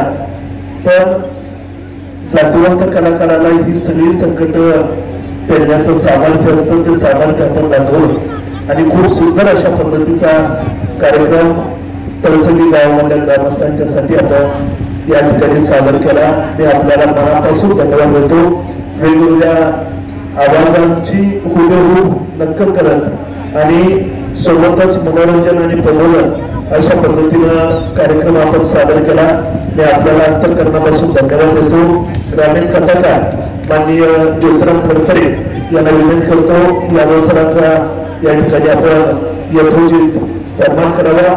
गेले 3 दिवस सुरू असलेल्या या कार्यक्रमाची सांगता इथं हास्य दरबार या कार्यक्रमानं संपन्न झाली।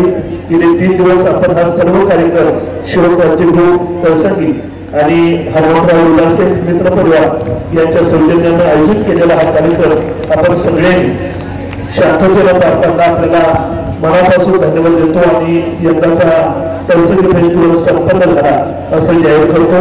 हा सर्व कार्यक्रम यशस्वी करण्यासाठी ज्यांनी अनुभव असं योगदान दिलं त्या सर्वांचं ग्रुपच्या वतीनं मनापासून आभार मानून हा कार्यक्रम संपला असं जाहीर करतो। धन्यवाद।